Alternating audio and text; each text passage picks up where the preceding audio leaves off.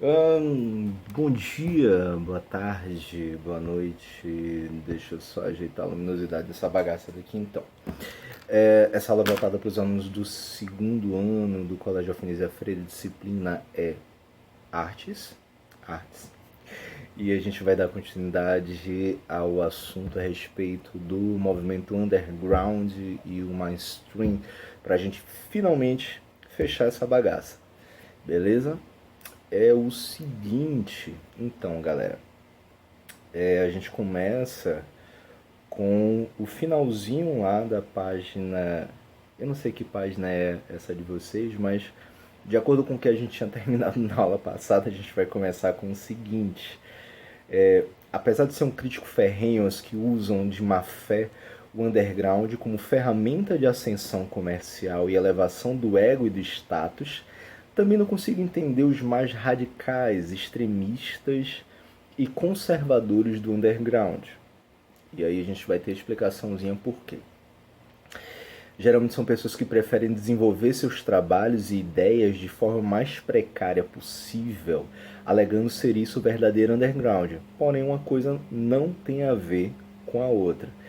E aí a gente traz a ideia de que algumas pessoas pensam que o movimento underground, a ideia de ser underground, é de ser algo que não precisa trazer uma qualidade boa, de ser algo extremamente alternativo, mas também ser um alternativo que, tipo, você traz uma sonoridade mais suja, você traz um trabalho mais bruto, sabe? Sem ter essa necessidade do bom trabalho, sem ter essa necessidade de você chegar e construir algo que esteja trazendo um retorno positivo, não somente de forma sonora, mas crítica.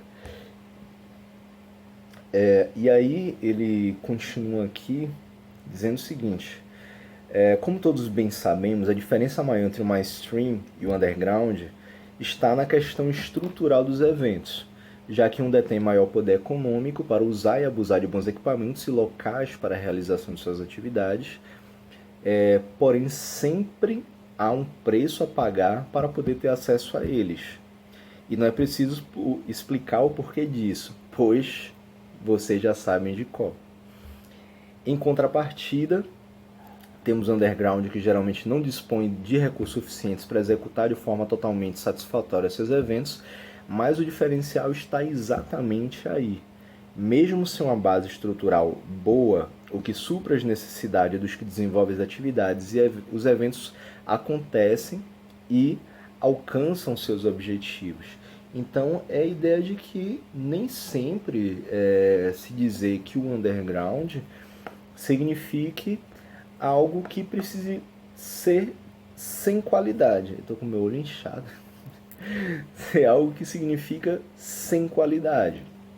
Claro, o que é mainstream, o que está mais ligado à mídia, o que está mais ligado aos ideais capitalistas de arrecadação realmente de dinheiro, claro que todo mundo que entra no mundo artístico vai pensar não somente em lançar a sua letra, em falar sobre as suas ideias, mas vai precisar ter algum retorno financeiro também, afinal de contas eles também têm boletos para pagar, também pagam suas contas, tem que pagar o transporte dos equipamentos, tem que comprar equipamento novo que dá problema, tem que pagar a galera que trabalha junto com ele, desde do cara que está lá dirigindo o caminhão carregando os equipamentos, quanto o pessoal que está lá na banda mesmo. Então todo mundo, de certa forma, vai acabar visando algum lucro, mesmo que esse lucro seja, na maior parte, para cobrir as despesas operacionais. Né? Agora, alguns outros que já estão mais dentro desse mainstream acaba pensando numa lucratividade que vai deixar ele milionário. Até só ver esse povo sertanejo aí ou essa galera cobrando 100, 200, 300 reais numa zorra de um ingresso para você entrar num show, para a pessoa cantar 10 músicas e ficar reclamando o resto do tempo. Mas aí então, quando a gente fala sobre essas diferenças entre o underground e o mainstream, não precisa chegar simplesmente falar que o underground é algo que não tem qualidade, que por ser alternativo, por ser algo mais crítico, por não ter um incentivo do governo, um incentivo de empresários, por não chamar um grande público como outros eventos acabam chamando, né? Porque depende muito do tipo de música que se toque, do tipo de letra que se fale. Porque o cara pode ter uma qualidade vocal maravilhosa, a banda pode ter uma qualidade sonora espetacular, mas se não for algo que seja ligado ao grande público, é difícil você lotar uma casa de show. É aquela galera que é mais ligada naquele som, que já conhece a banda, que conhece os componentes da banda, que acabam fazendo parte desse grupo, e aí vai chamando um amigo, uma pessoa aqui, outra ali e tal, para poder agregar um pouquinho mais, para encher um pouquinho mais, né? Só que a gente tem que ver o que é que está na grande mídia, o que é que toca no rádio hoje. Ah, mas ninguém ouve rádio. Ouve, ainda tem um pouco ouve. Mas o que é que mais toca aí no seu aplicativo de música, no seu stream aí, no seu Deezer, no seu Spotify, no seu, sei lá, o nome dessas outras bagaças aí. O que é que mais toca? Quais são as sugestões que aparecem? Quando você está lá no YouTube, sei lá, você está assistindo minha aula. E aí de repente, quando acaba a aula, vai aparecer uma sugestão lá do lado, né? Reproduzir automaticamente o que é que vai tocar logo depois. Geralmente tem sido o quê? Música sertaneja, né? Por quê? Porque é o que é mais vendido, mais escutado hoje em dia.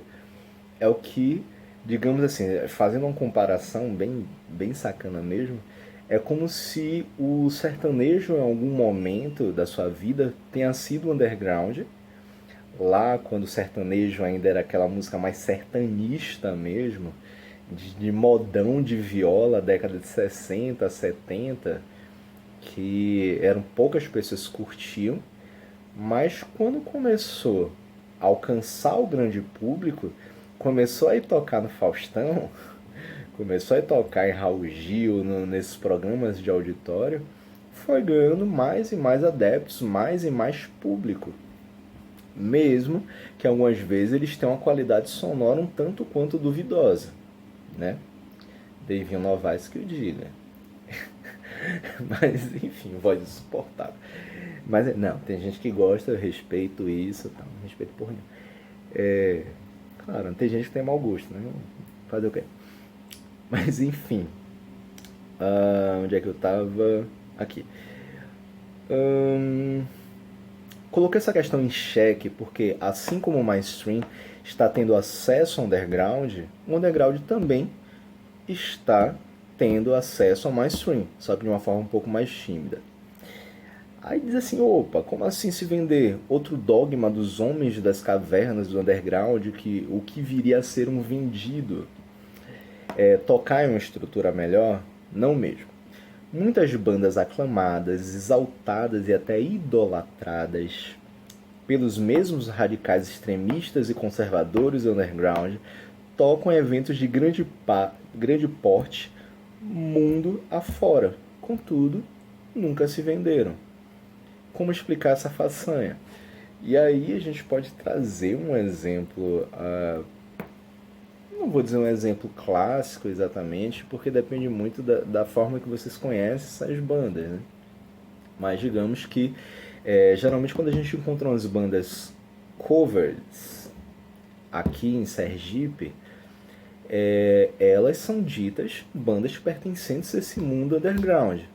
Só que assim, essas bandas, elas são covers de grandes bandas nacionais ou internacionais que tocam na mídia, que estão aí, que tem música tocando em novela, que tem grandes shows que lotam espaços como um Rock in Rio da vida, bandas como Metallica, bandas como Guns N' Roses, ou Sepultura, Rage Against the Machine, Red Hot Chili Peppers.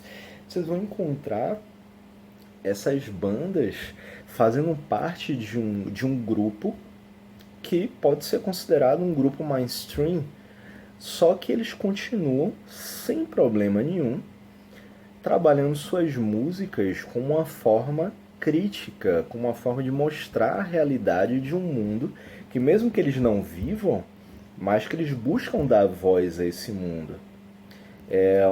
Um grande exemplo, uma banda que eu adoro, por exemplo, é do Green Day. Eu já escutei muito na minha adolescência, início da minha fase adulta. Hoje em dia eu tô velho. Velho escuta o quê, gente? Velho só escuta brega agora, né? Tomando cerveja no boteco aí, largado. Hoje em dia não, por causa da pandemia. Mas enfim, Green Day é uma banda que já há vários anos, tá aí desde a década de 80, tá aí batendo de frente praticamente com todos os presidentes que chegam no poder nos Estados Unidos. Basta falar ou fazer algo que seja contra as ideias progressistas deles, que eles vão chegar e vão bater de frente. Pink também é uma mina muito foda que acaba fazendo esse tipo de som. Bateu de frente aí com Trump, bateu de frente com George Bush, algumas decisões de Obama também, principalmente em relação à guerra contra o Iraque. Eles bateram de frente, não tiveram medo de chegar e colocar a sua voz para poder trazer esse tipo de discussão pro campo do diálogo. Afinal de contas, são bandas, são cantores, são performers que têm grande visibilidade na própria mídia que é ligada ao mainstream. Então, mesmo eles estando de cara para essa mídia, eles conseguem manter um espírito um tanto quanto underground, porque faz determinadas discussões que a gente não costuma ver na mídia tradicional. Então isso permite que essas bandas elas continuem tendo essa visibilidade, né? E pronto, como explicar essa façanha? Existem propostas e propostas para se tocar em grandes eventos e festivais ao redor do planeta.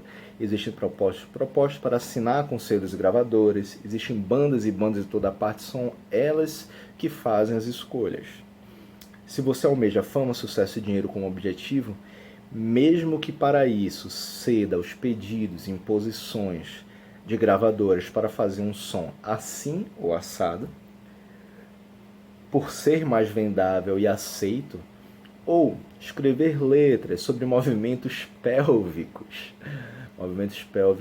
balançando a raba, estupidez piegas dos emos. Esse texto ele vai ser um pouquinho crítico, pesado em relação a algumas coisas que talvez vocês até curtam, né? Mas enfim, por exemplo, eu não me importo nada com o negócio dos movimentos pélvicos, tá? Inclusive faço a limpeza de casa ouvindo funk, balançando a raba enquanto estou lá varrendo, passando pano no chão. Estupidez piegas dos emos, ou qual tipo de champanhe que você toma com seu casaco de peles ao lado da sua Ferrari. Isso é uma crítica, inclusive, a muitos rappers norte-americanos, rappers estadunidenses que fazem muito isso, né? O funk ostentação acabou se baseando muito nesses rappers estadunidenses, que eles têm esse costume de querer mostrar um poder que eles só alcançaram graças ao que o dinheiro e a fama deram para eles. São pessoas que muitas vezes começam a sua vida profissional falando sobre mazelas sociais, falando sobre acontecimentos realmente da vida e da comunidade a qual eles pertencem, mas a partir do momento que começam a ganhar fama, eles fazem tudo isso, eles cedem a esses pedidos ou imposições das gravadoras, eles começam a falar muito mais de uma vida de ostentação, de algo fantasioso, do que continuar com discussões pertinentes a respeito do que é a sociedade em si. Poucos são os que fazem isso, que ainda conseguem se manter através disso, né? Jay-Z e Beyoncé talvez sejam dois dos grandes exemplos em relação a continuar com essa temática sobre negritude, sobre sociedade, sobre a comunidade negra, sobre os ataques que ocorrem cotidianamente contra essa população negra. Mas enfim, continuando aqui, a escolha é sua, somente sua, basta sua banda ter uma oportunidade e um convite para cintilar de tanto brilho. Mas, se sua finalidade é outra, usa-se o não como resposta aos pedidos dos magnatas da música. No entanto, para nossa alegria e sanidade mental, existem em vários países gravadoras e selos de médio e até mesmo de grande porte, mas que carregam consigo a ideia e o espírito ainda do underground, apoiando, produzindo, estruturando e respeitando a liberdade de expressão das bandas. Não só na música, mas em outras áreas também encontramos esse tipo de apoio, né? No cinema, por exemplo, principalmente cinema estrangeiro, que fogem dessa temática hollywoodiana, né? De ficção, a gente consegue encontrar muitos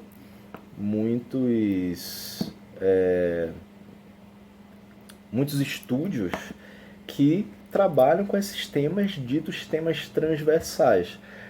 O cinema francês acaba sendo muito forte em relação a isso, o cinema húngaro, o cinema alemão, o cinema argentino, brasileiro, dependendo do setor, assim, consegue ter uma discussão bastante interessante também sobre essas temáticas sociais que são consideradas como temáticas do underground, né? Que fogem dessa ideia, por exemplo, do que passa nas novelas da Globo. Então eles estruturam e respeitam essa liberdade de expressão, tanto por parte da música, quanto outros ambientes artísticos, né? O grande problema é que no Brasil esse movimento de maior porte em apoio a bandas underground ainda é raro e escasso, ainda é muito pequeno. Sem citar que a cena brasileira é uma das mais resistentes e conservadoras nesse sentido. Isso continua sendo, mas esse texto daqui, salvo engano, 2012, a gente já tem algumas mudanças em relação a isso, e principalmente porque a gente está vendo um crescimento, uma participação maior, uma visibilidade maior para artistas do rap nacional.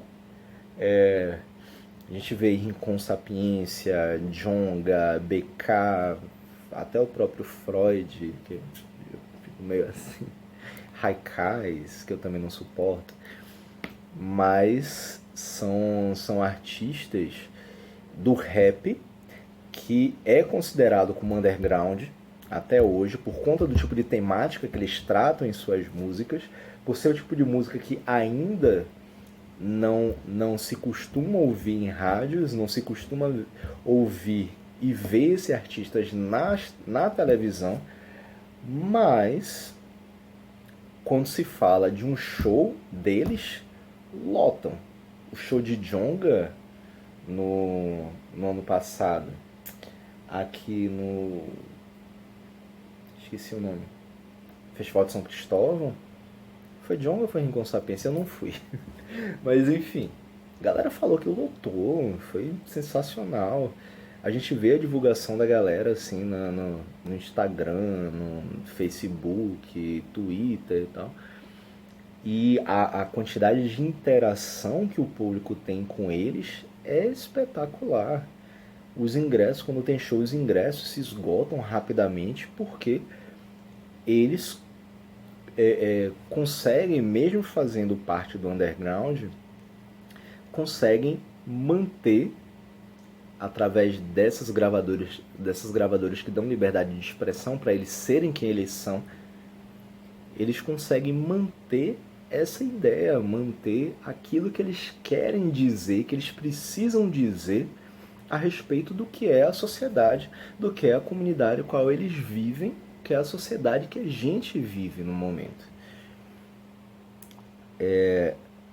Continuando. Não é preciso fazer voto de pobreza ou se negar a tocar em locais bem mais estruturados para ser integrante ou construtor de uma cena alternativa. Porém, há muita prostituição ideológica. Sensacional esse termo, né? Há muita prostituição ideológica e falsos na cena, que usam o rótulo underground para beneficiar-se. Suas escolhas é que vão dizer quem ou o que você é. É interessante a gente falar em prostituição ideológica porque isso pode acontecer não somente no mundo da música, quando a gente fala do underground, do mainstream, mas em qualquer outra questão. A gente fala de prostituição ideológica, por exemplo, na política, em que você tem determinados grupos que passam a apoiar outros, mas estão em busca somente de visibilidade. Tem um interesse por trás disso. Aí, a partir do momento que eles conseguem ter essa visibilidade graças a essa prostituição ideológica, eles, tendo essa visibilidade, eles chegam e começam a retornar para o que era antes. Então, quer ver? Eu acho que o exemplo mais simbólico em relação a isso, em relação à política, é o que é chamado de centrão. Por quê? O centrão ele vai seguir sempre a linha de quem está no poder. Se a gente tem se a gente tem um governo de extrema direita no poder, o centrão vai chegar, opa, quero um carguinho ali, vou começar a apoiar as ideias defendidas por ele. Se a gente tem um governo de direita, a gente passa de extrema direita para direita, aí o centrão vai fazer o quê? Opa, não, essa ideia é interessante, vamos nos juntar com eles aqui. Se tiver um governo de esquerda ou de extrema esquerda, vai ser a mesma coisa. É essa prostituição ideológica. Eles vão aceitar, vão abraçar determinada ideologia, determinado pensamento progressista ou conservador, a partir dos interesses dele, a partir de quem está mais à frente do plano, quem está mais à mostra, quem está na grande mídia. Então, essa prostituição ideológica é basicamente dessa forma que acaba funcionando. Na música não vai ser diferente. O pessoal vai seguir aquela linha que está sendo mais trabalhada naquele momento. Peraí que eu me perdi agora. Tá. Tem se reclamado durante muito tempo por não existir oportunidade para mostrar produções independentes e alternativas em mídias de massa. Mas esta, quando surgir, temos que agarrá-la sem pestanejar, pois se o objetivo é atingir a maioria das pessoas com ideias reflexivas, de contestação, libertárias, etc., então vamos até elas. Nada melhor do que usufruirmos da menina dos olhos, televisão e rádio, deles, para expandir as concepções de vida, arte, filosofia que se ocultam nas sombras do submundo das metrópoles, contudo, mantendo sempre a essência de seus ideais. Então, é basicamente essa contraposição à própria prostituição ideológica, né? É você conseguir se manter com esses ideais libertários, conseguir se manter com esses ideais do underground, mas se permitir estar em determinados espaços que antes eram dominados pelo que é mainstream, pelo que costuma estar na grande mídia. Então, a partir do momento que essa grande mídia começa a dar um pouquinho de visibilidade para o que vem da cena alternativa, quem sai dessa cena alternativa, eles podem aparecer na televisão? Podem. Podem chegar até o rádio? Podem, tranquilamente. Mas eles jamais devem esquecer as suas próprias raízes. Como assim? Aquilo que eles faziam enquanto cena alternativa, que eles não tenham medo de fazer quando estiverem na frente da televisão. Quando estiverem lá de frente com o Faustão, de frente com... Qual é o nome do outro? Rodrigo Faro, Raul Gil. Gugu morreu, né, gente? Gugu morreu, ô miséria.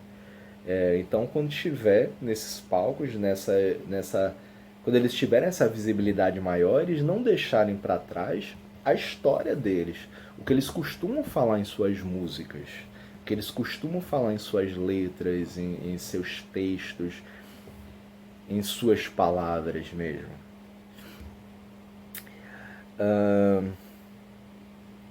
O anonimato, a misantropia, que é a falta de sociabilidade, o ódio pela humanidade, né? Misantropia, ou o ócio produtivo, na maioria das vezes, cria coisas absurdamente boas e inovadoras.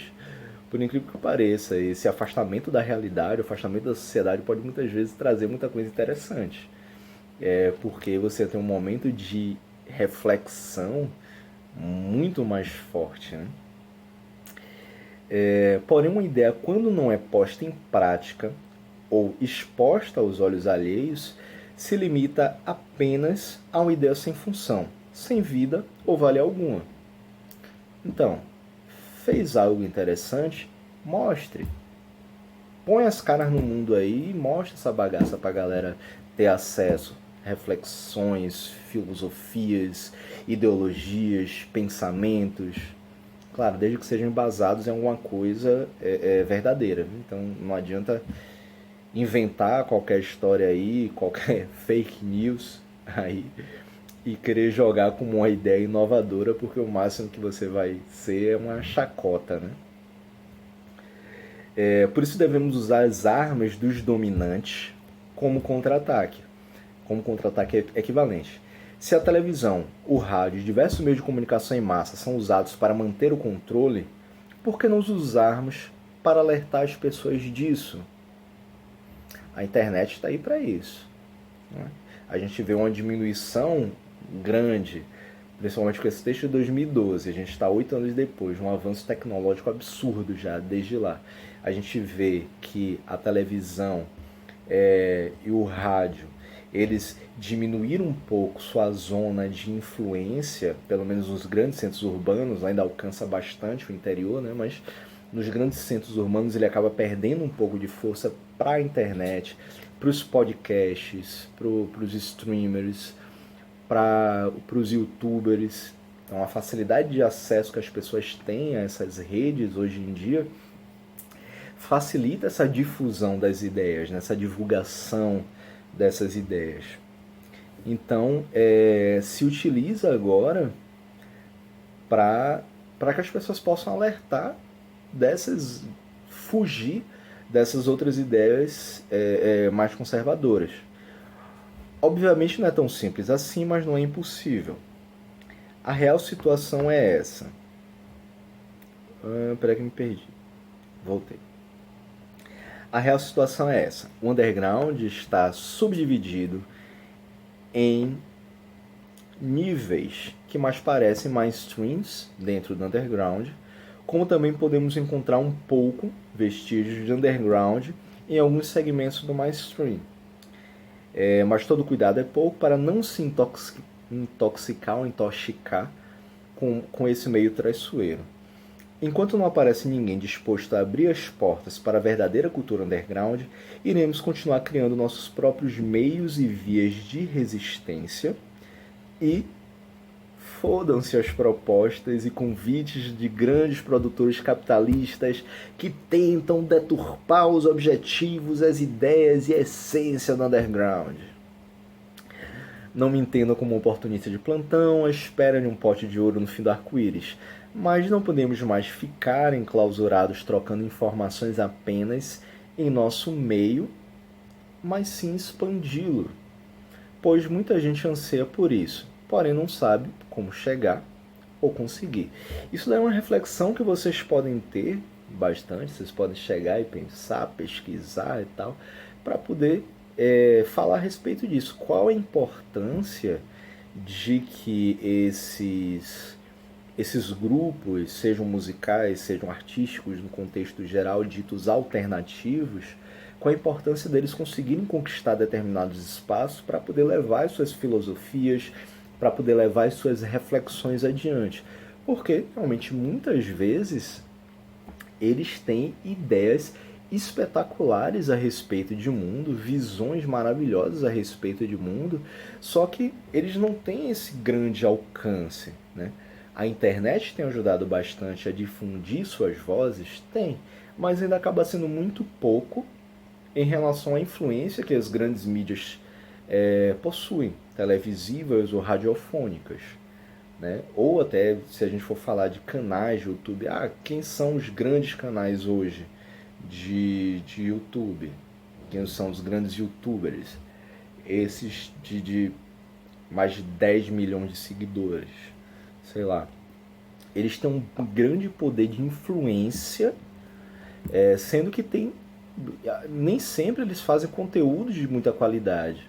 Eles falam somente o óbvio. Felipe Neto fala, por exemplo, coisas extremamente óbvias dentro do campo progressista. Mas tem pessoas que são pouquíssimo conhecidas, independente do campo ideológico delas, mas que elas trazem ideias, reflexões que podem ser muito bem consideradas, muito bem argumentadas e muito bem compreendidas pelo grande público.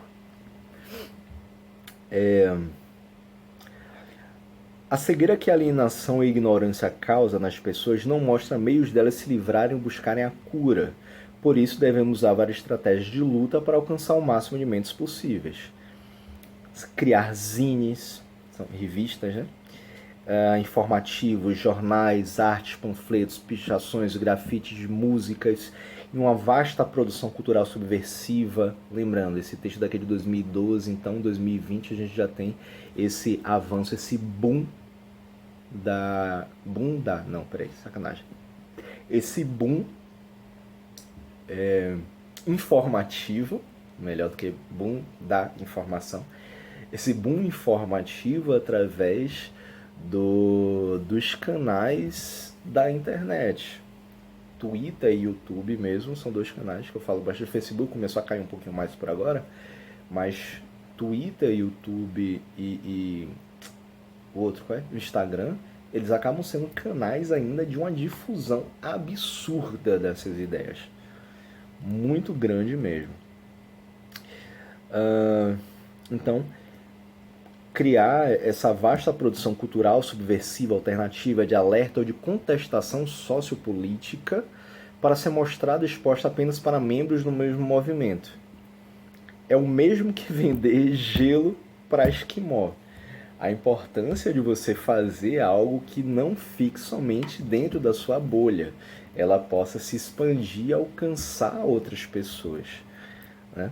Então, se você se mantiver somente nisso, é como se fosse vender gelo para esquimó. Esquimó precisa de gelo? Mais do que ele já tem ali em volta? Não. Aquelas ideias para ele, ele vai chegar, vai concordar assim, beleza. Não, eu penso dessa forma mesmo. Pronto, acabou. Não vai ter uma contestação, não vai ter um diálogo, não vai ter uma argumentação diferente. Mesmo que os pensamentos eles sejam convergentes, mas vocês podem convergir, concordar com algo, mas vindo com argumentações, com estudos, com compreensões diferentes. É como, por exemplo, a gente ser defensor dos ideais dentro do movimento negro, mas alguém vir com a ideia de Martin Luther King e outro vir com a ideia de Malcolm X, Malcolm X. Então, um é mais pacifista, o Luther King é mais pacifista, o Malcolm X, ou Malcolm X, ele é mais defensor da ideia da luta armada. Ambos acabaram assassinados, mesmo sendo de vertentes diferentes. Ambos acabaram assassinados porque eles tinham uma ideia em comum, que era uma maior compreensão, uma maior visibilidade e respeito ao povo preto.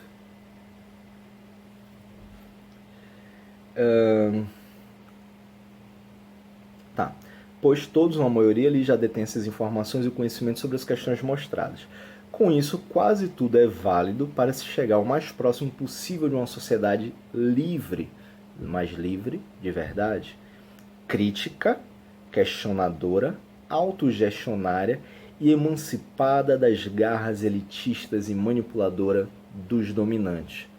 Quando a gente fala de dominante, a gente fala sempre da elite, fala sempre do governo, dos governos, do Estado em si, independente de Bolsonaro, Lula, Haddad, Sarney, Ciro, Alckmin, Dória, Witzel, Ibanez, Rui, não importa.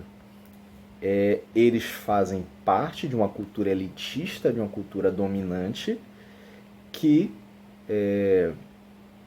não querem saber da evolução e revolução do povo, das camadas populares. Porque o acesso ao conhecimento, não é à toa que estão querendo taxar livro, viu? O acesso ao conhecimento é perigoso para quem está no poder. Novamente, independente de ideologia, o acesso ao conhecimento é perigoso para quem está no poder. Por quê? Quanto mais conhecimento se tem, mais é possível criar argumentações críticas e compreender sobre as situações pelas quais a gente passa. Então, leitura é importante. Vai estudar economia? Beleza. Leia economistas liberais, mas busque compreender também aqueles que defendem ideias sociais, ideias progressistas. Leia a respeito de militarização, beleza.